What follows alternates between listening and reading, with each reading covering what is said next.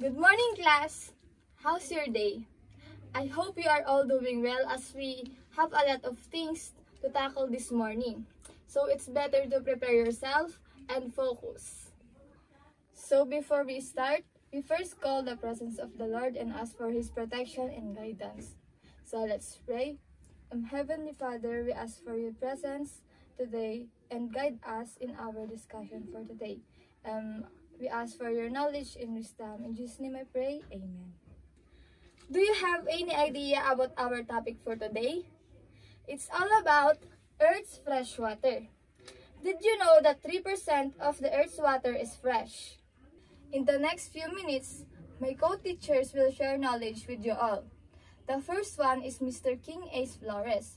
It is all about global distribution of fresh water. It is globe-various form including rivers, lake, glaciers, and groundwater. The next topic is all about regional disparities in freshwater availability, to be discussed by Ms. Karil Lucas. It refers to different in quantity and quality of freshwater across different geographic areas. The next one is all about groundwater resources, to be discussed by Ms. Ashley Besas. It is found beneath the Earth's surface. Mr. Jose Jason Castillo will discuss about surface water bodies. The next one is about glacial and snow melt contribution, to be discussed by Mr. Weimer Mendoza. It is as integral component of freshwater system. Ms. Mary Andy Guzman will discuss to you about freshwater ecosystem. It is a diverse habitat that includes lake, rivers, ponds, wetlands, and streams. The last one that you will learn today is about Water Management Challenge, to be discussed to you by Ms. Cristel Heron. Water management is about control and movement of water resources. Good day, everyone. Before we start for our discussion about the global distribution of freshwater, I would like to tell you about the water around the Earth. Our planet consists about 71% of water, and the other 29% is land. Now, the other 71% of water consists about 97% is salt water, and the other 3% is fresh water. Now, we start about the global distribution of fresh water. The first one is the surface water, which is 1.2% of the 3% of fresh water around the world. And the other one is the groundwater, which consists about 30.1%.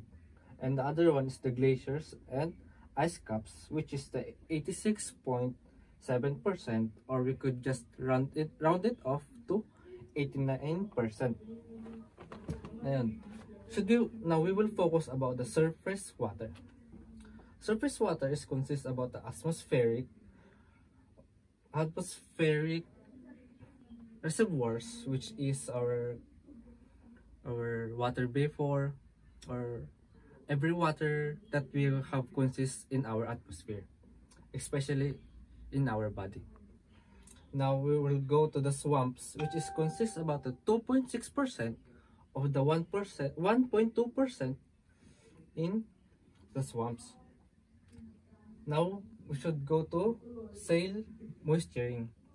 The soil moisturing is what they use to plants to grow, and we use the fresh water in the soil so the plant would grow. And the other 20% is from lakes, and the other is from the ground ice and the permafrost, which is the 69%. Overall, everything around here is the surface water, which consists about the 1.2%.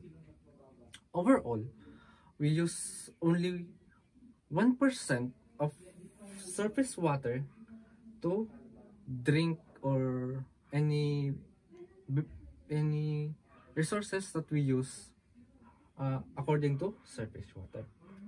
Now we will go to the next topic. Thank you. So our next topic is all about Regional disparities in freshwater availability refers to differences in the quantity and quality of freshwater resources across different geographic areas. These disparities can vary widely depending on factors such as climate, geography, population density, water management practices, and infrastructure development. Regional disparities in freshwater availability means that in some places, there's more or better quality water than others. This happens because of things like how much rain falls, how many people live there, and how well they manage their water. So some places might have plenty of water while others struggle to find enough water. So here are the examples of regional disparities in freshwater availability. First is the tropical rainforest. In rainforest, despite of lots of rain, water can be hard to get because it evaporates and plants use a lot. So sometimes there's not enough for people or animals. Next is the coastal areas. Salt water can mix with fresh water, making it undrinkable. Also, lots of people live there, so there's not always enough fresh water for everyone. Next is the mountainous regions. Mountains have a lot of water from snow or rain, but it's not always easy to use or reach. So sometimes areas might have plenty while others struggle to get enough water. Last is the urban areas versus rural areas. In cities, more people need water for homes and businesses, so they use a lot of water. But in rural places where there are fewer people, water might be easier to find because there's less demand.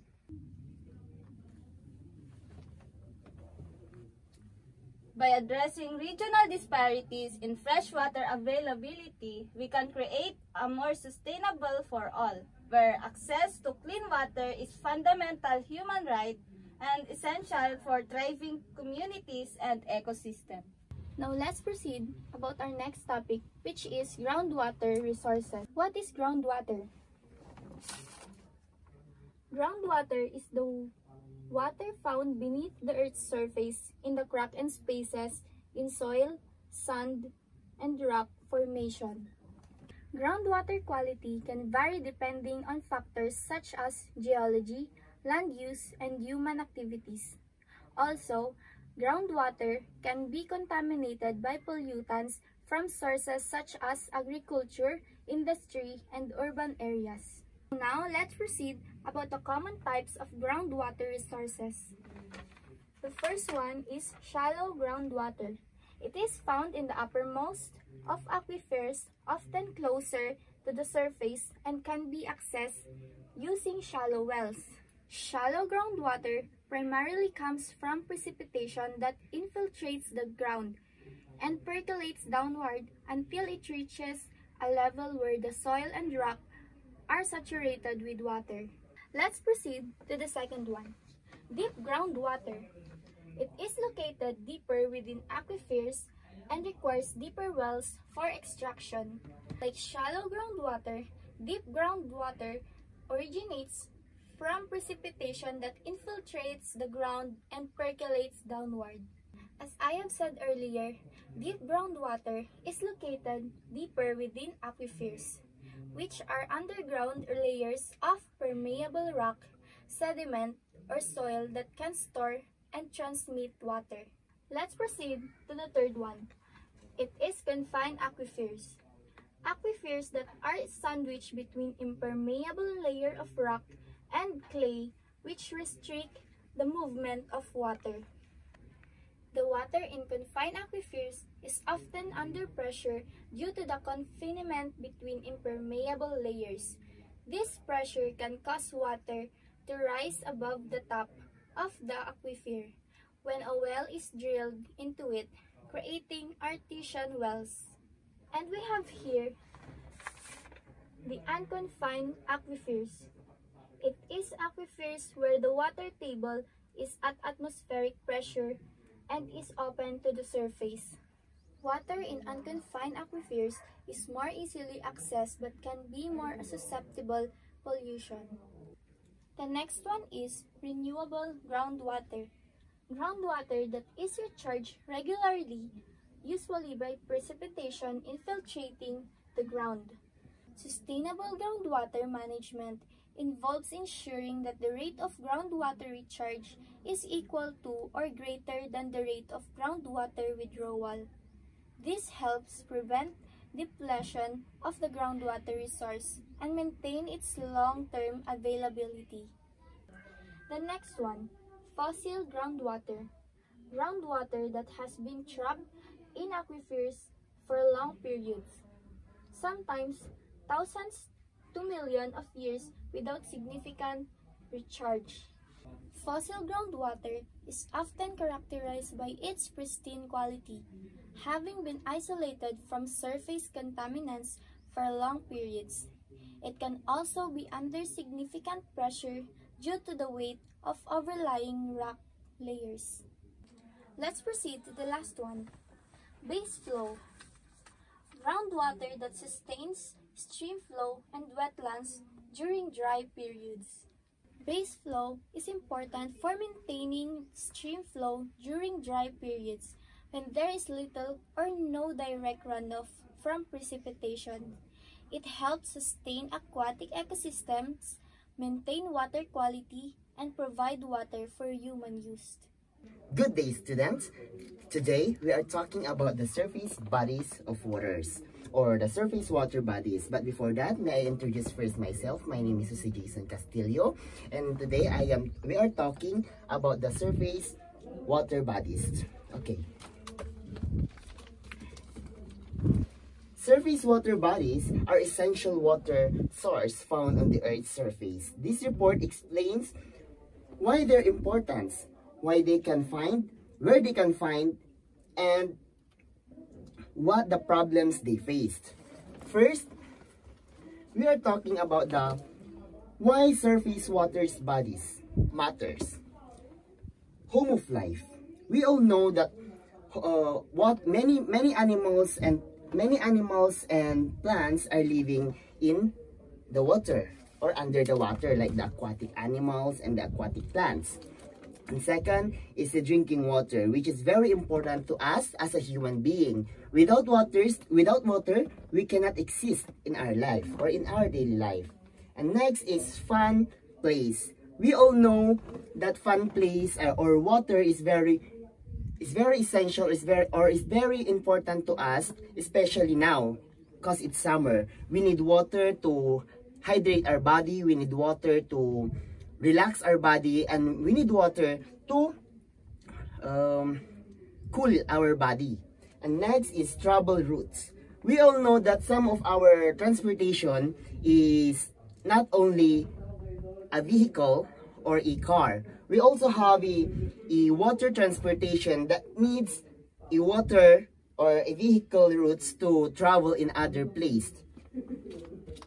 And next, and we are now talking about where you find them, or where you find the surface bodies of water. First is the rivers and stream. We all know that rivers is very familiar and very common to us as a student or as a human. And next is the lakes or reservoirs. A lake is a big bodies of waters that is also, and the famous lakes that I know is about the Laguna de Bay and Laguna Lake. And next is the ponds and wetland. Ponds is very important to our fishermen because ponds is very important because they earn their income because of fishing in ponds. That's why it's very essential. Next is the challenges. Surface of water or water is also has challenges like dirty water, losing homes, using too much, and weather change or climate change. dirty water, it is the reason why, it is the cause of the pollution. The pollution that makes our water dirty. And next is losing homes. Because of the erosions or some of the governments or some in our places, the bodies of water, they cover it land to build a new house or new cities. And using too much of water. Sometimes as a human being, we consume more water than the nature. And that is very challenging to the surface of water because we are now facing a lack of water. The next is weather change or pollution. Weather change or climate change is also a big challenge to the water surface bodies because, like for example, the erosion. When the erosion comes, the bodies of water covers by land. That's why the natural habitats of the plants and the animals will destroy. Surface bodies of water has a big impact or has an important part in our body or in our life because it is important because it gives us natural or it helps us sustain life in our everyday needs. Thank you. Good morning, students. Now let's proceed to the next topic. So before we start, let's discuss what is glaciers. So glaciers are masses of ice from snow that accumulates over time. So basically, glaciers is form of snowfall that exceeds snowmelt over many years, which is basically it creates new layers of snow which accumulate over time and compresses it to create a dense ice. So think about an ice in a bowl that pouring snow and having it over time that cause ice glaciers. So next about is what is snow melt. So this is a snow melt. So as you can see, it is a snow that is melting over time. So snow melt is a process by which snow and ice melt form into a liquid water. So basically, as you can see here, the snow is melting. So this is happen when temperature rises or temperature increases. The warmth causes the snow that turning it to liquid water, which is called the process snow melting. When they turn it to water, it will provide a source of water management.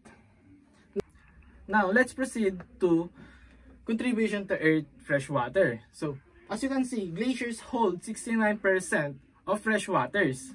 So when glaciers melt, it releases a lot of amount of fresh water into the lake, river, and groundwater, which it will replenish a lot of water resources. Now let's proceed to the snowmelt contribution.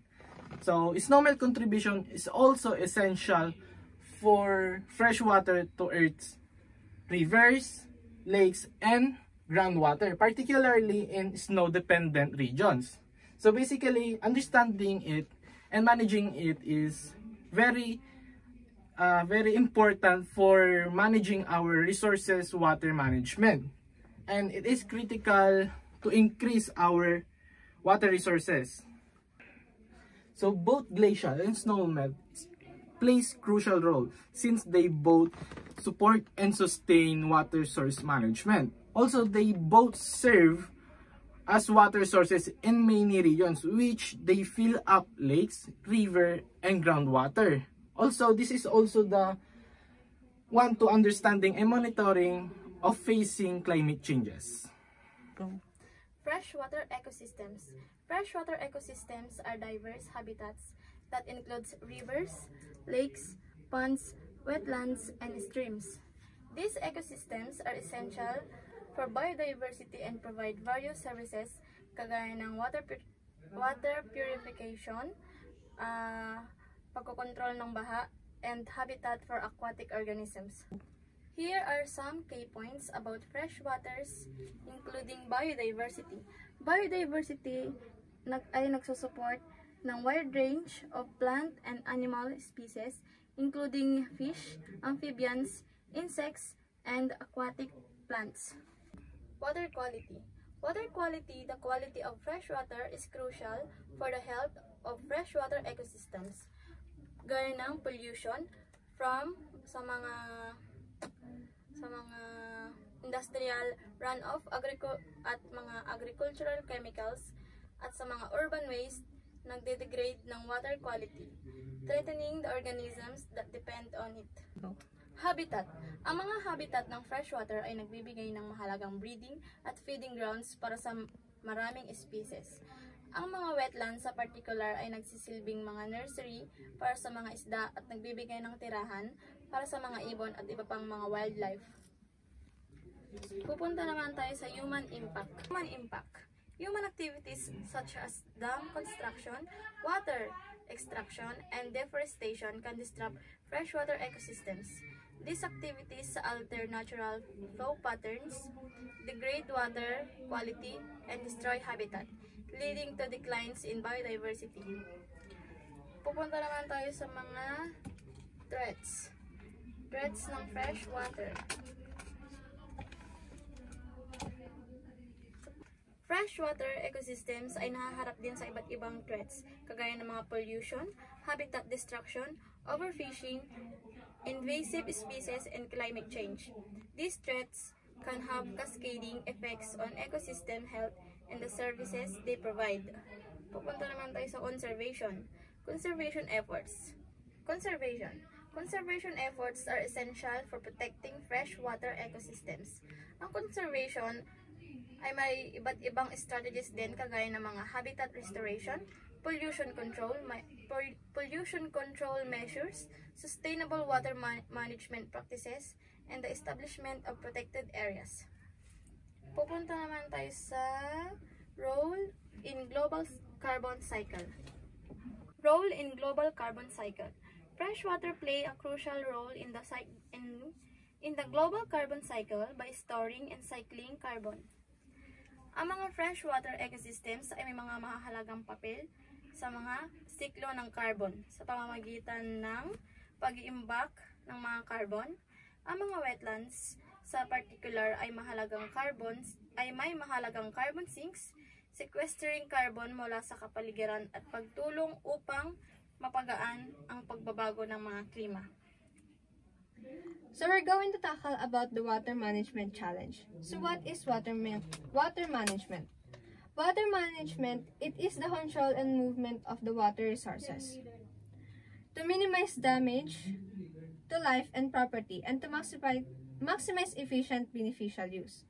It also the activities regarding planning, development, distributing, and optimum use of water resources under defined water policies and regulations. So let's proceed about the goal of water management. The goal of the water management is to supply the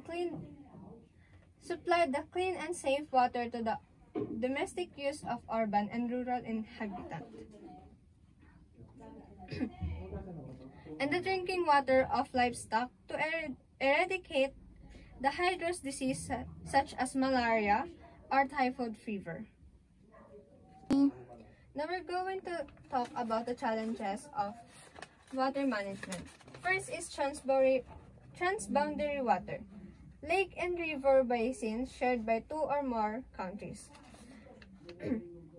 The problem of transboundary is the loss of coastal habitats. For example, is the loss of nesting site of logger turtles in number of Mediterranean countries has resulted in a rapid decline of this global migratory species.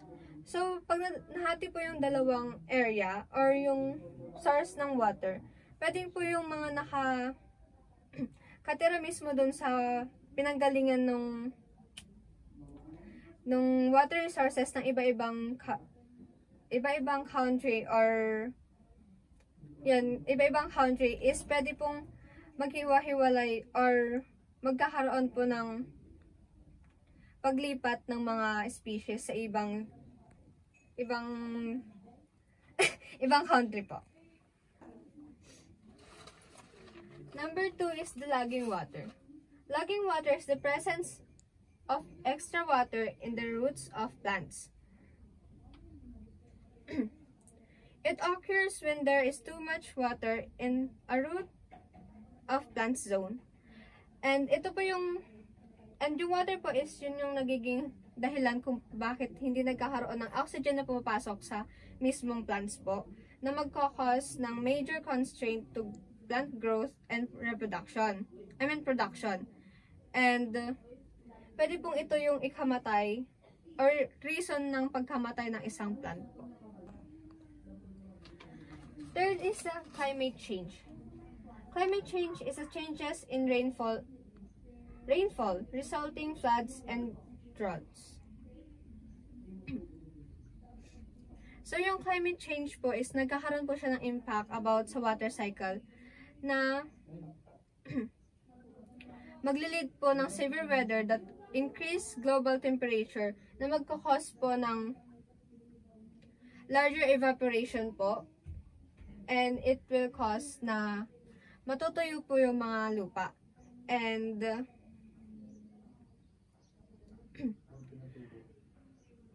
it will lead to higher levels of atmospheric water vapor and more frequent, heavy and intense rains in these coming years na magkakause din po ng floods.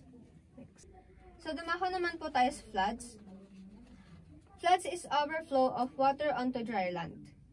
The higher volume of water present in floods sweep over farmlands, infrastructure, and industrial areas. And yung result po nito is magkakaroon po ng paghalo-halo ng chemicals, fuel, animal waste, and bacteria or other harmful substance po na pwede pong itong mapunta sa mga water wells or community drinking systems po. Yung pong floods is pwede nyo pong ma-penetrate yung groundwater resources.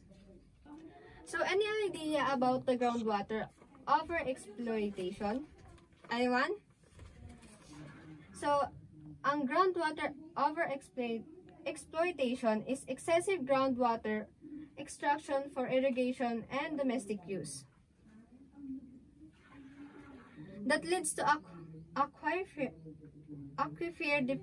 depletion and saltwater intrusion, making water unsuitable for drinking and agriculture. In this location, additional measures are essential, including programs to improve non-conventional water sources and surface water, and demand management. So, dumako naman tayo sa isang challenges ng water management. Population growth, higher water consumption. So, the more na magkakaroon po ng tao or rarami yung tao is the more din po natataas yung water consumption ng mga tao. Tapos, hindi lang po nito may aapektuhan ang water na iniinom po, kundi pati yung mga for sanitation, hygiene, and daily use po, na magre-resulta to a strain of water supplies, especially in places na limited po yung water resources. The last but not the least is water reuse. An idea about the water use? Okay. So, yung goal ng water reuse is to close the loop between water supply and wastewater disposal. Pero ang paggamit po ng water reuse ay may health risk because yung mga i-reuse po ng water from wastewater disposal is pwedeng mag-contain ng or pwedeng may contain siya ng any bacteria na harmful po like E. coli. na pwede pong mag-lead to outbreak of disease such as waterborne and foodborne. Now that you know the importance of having a fresh water here on Earth, I want you to conduct a research about the water, if our water is increasing or decreasing. And I want you to have a brief explanation about our topic. I hope you learn about Earth's fresh water. And have a good day. Class dismissed.